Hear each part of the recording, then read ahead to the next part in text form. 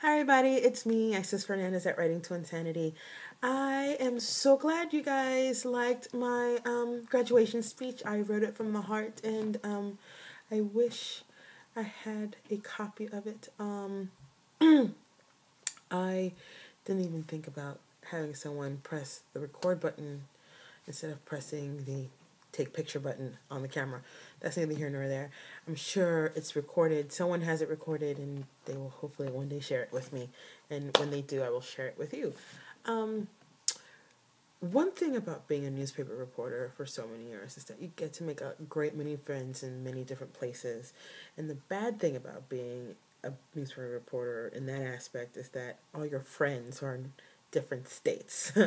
And most of your friends are poor because you're poor. So, one of the things that I wish I had money to is to charter a plane and take all my friends to graduation with me so they can hear me read.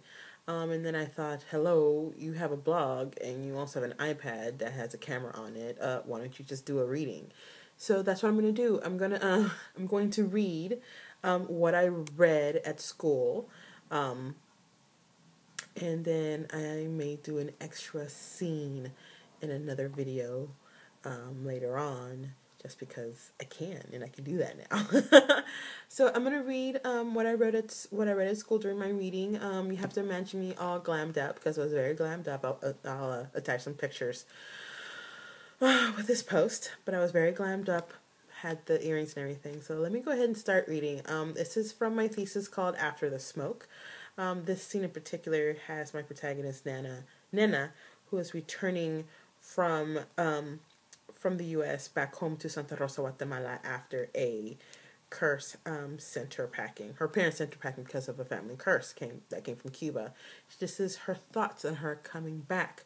What you need to know about the scene is that Bruno is the gentleman who is driving her, and he is a soldier. So I'll read this scene and then I'll read the other scene that I also read during school. So I'm hoping you guys like it. The woods gave way to shacks and humble homes with clotheslines and tattered hammocks. We were close, less than 5 minutes from seeing the entrance to Santa Rosa. My stomach flipped.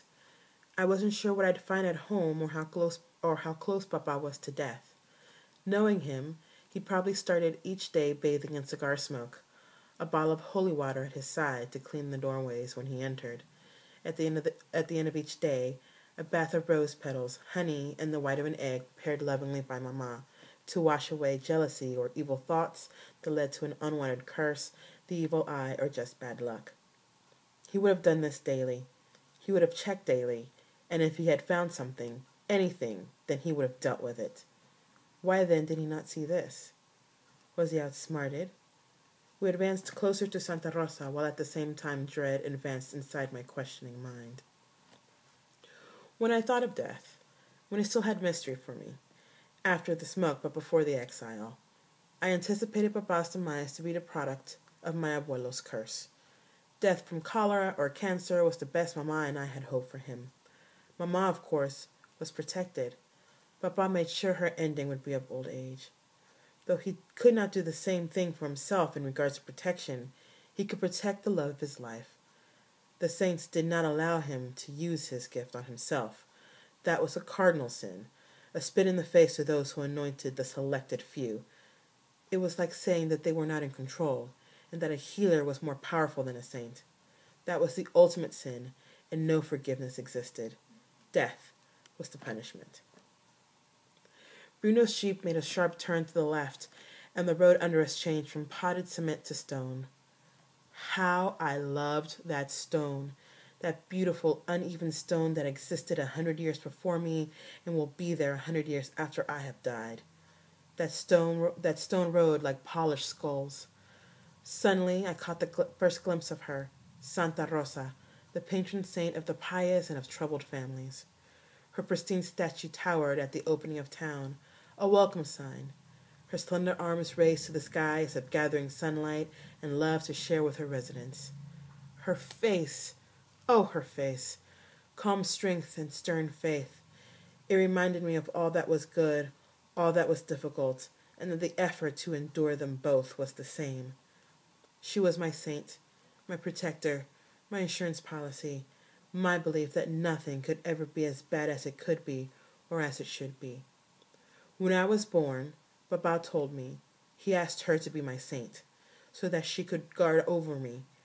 He did that so I would always gather the strength I needed just by thinking about home. I loved her as one would love a favorite aunt, not quite like a mother, but more than a sister. My dear, pure Tia Rosa. I needed her now more than ever. Left or right? Bruno's gruff voice sounded less annoyed but tired. Left. As the jeep coughed up the hill, my memory took over. At the turquoise building on the right, hammers and nails were sold for this particular neighborhood. The tan building 2 doors down and across the street sold food and refrescos like lemonade and papaya juice. The rose building on top of the hill sold shoes, the nice ones that could only be worn on special occasions like birthday parties, masses, and funerals. The road turned right and rows of tiny houses sandwiched us, so close I can read the times off the clocks. The jeep sped up, sprinting to the finish line, or maybe I was sprinting, thinking what was in store for me when I arrived. Soon, another fork in the road. Before Bruno could ask, I pointed to the right. More businesses, but this time they were from my neighborhood. Doña Concha's electric store next to the furniture store her daughter manages. Then an ice cream shop where Papa used to buy me my favorite flavor, banana. And across the street, the small booths that outline the marketplace. The leather place, the shoe place, the food place. And then the plaza, like a breath of fresh air, in front of me, the same as it always was. Uncle Loco singing his heart out under his tree, the old lady in her hot plate selling french fries because it was American, and what's good for them was good for us. The young lovers on benches, timidly holding hands, but with a watchful eye out for anyone that they knew, the excitement of secret love dancing across their faces. It was all there, just as I had left it when I walked through it many years ago, arm in arm with my parents, thinking nothing, and no one could change this happiness. This was the time before the smoke. This was the purity of my childhood. This was when everything near and dear to me in the world was no more than an arm's length away. See the church? The road next to it. Turn there. Bruno followed the road as it dipped down the side of the hill. Down, down, down, zooming past more colorful houses and curious faces. The colors of the houses, bright like the inside of a crayon box, melted into each other. My memory restored the blur to their proper places. Every house, every plant, every dirty concrete slab used as a front porch, every inch of this very road was committed to memory, and that memory was visited so often that if it had been made out of paper, it would have tattered. Home.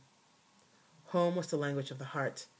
The beats were a way to say that word over and over to keep the spirit alive and to keep the blood from going stale. Home. Home was hope when there was little, when you didn't like yourself very much and you had to remember who you were to continue forward. Home was that anchor to remind you of what it all is, what it can be, and what it all is, was, and can be again. Home was worth the fight, the protection from curses, the dodging of evil eyes, the disdain from spiteful people. This was my home, despite the consequences about to rain down upon me. Let the heavens open and flood. The only way I was leaving again was in a coffin. So I'm already at 8 minutes. My reading was 10, I promise. 8 minutes, and I'm thinking that I'm gonna stop it here. We'll stop it here, but I'm gonna do another video to do the rest of the scenes, and I'll just add an extra scene so that way it'll be balanced. So thank you, and if you wish to hear more, check out the next video. Okay, bye.